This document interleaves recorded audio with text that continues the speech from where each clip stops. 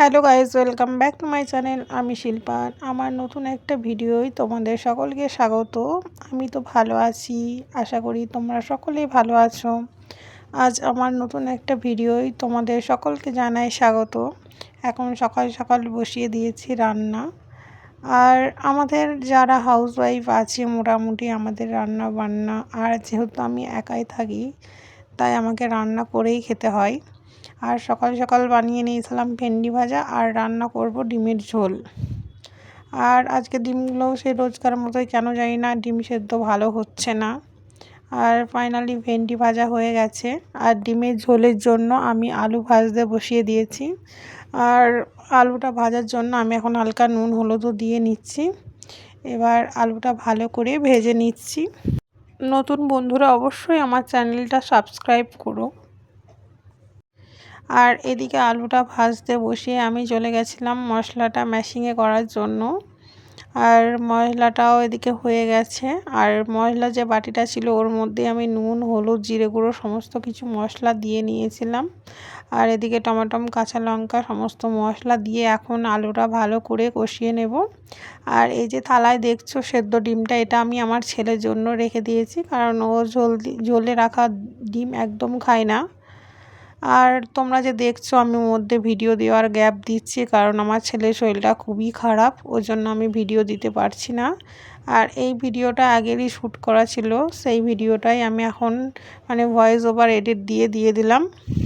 আমি জানি না গত দুদিন ভালো করে ভিডিও দিতে পারবো কি না। আর এদিকে ফাইনালি ডিমের ঝোলটাও কমপ্লিট হয়ে গেছে। আর এদিকে ডিমের ঝোলটা বানানো প্রায় কমপ্লিট হয়ে গেছে।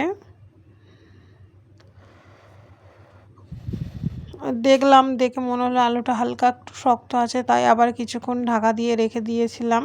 আর এখন প্রায় ফাইনালি সবজিটা হয়ে গেছে। আর সবজি করে রান্না বান্না সেরে আজ ছেলেকে স্নান টান করিয়ে এদিকে বই নিয়ে বসিয়ে দিয়েছিলাম পড়তে, ওর ম্যাম আসবে ওই জন্য। আর এদিকে আমি কুলারটা জল ভরার জন্য পাইপটা লাগিয়েছিলাম, কিন্তু খুব গরম জল আসায় আর আমি কুলারে জলটা সেভাবে ভরিনি। আর আজ যেহেতু ছেলেকে স্নান টান করিয়েছিলাম, আগে রান্না করেছি, জায়গাটা দেখো কতটাই খারাপ হয়েছে, তোমরা দেখলে বুঝতে পারবা।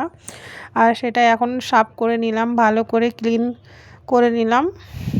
আর তারপর আছে প্রচুর বাসন হয়ে গেছে, বাসনগুলো এখন ধুতে হবে। আর ফাইনালি বাসনটা ধুয়ে এখানে গোছ করে রেখে দেব। আর এত রোদের তাত হয়েছে, সেটাই তোমাদের সাথে বাইরের ভিউটা শেয়ার করলাম। আর তারপরে এদিকে আমার সমস্ত কিছু বাসন ধোয়া হয়ে গেছে।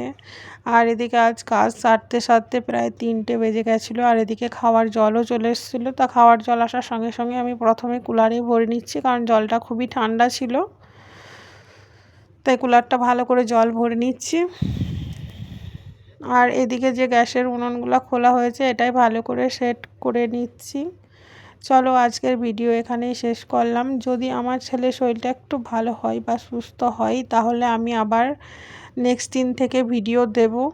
বলতে পারছি না কতটা কি ভিডিও দিতে পারবো। চলো আজকের মতো এখানেই শেষ করলাম।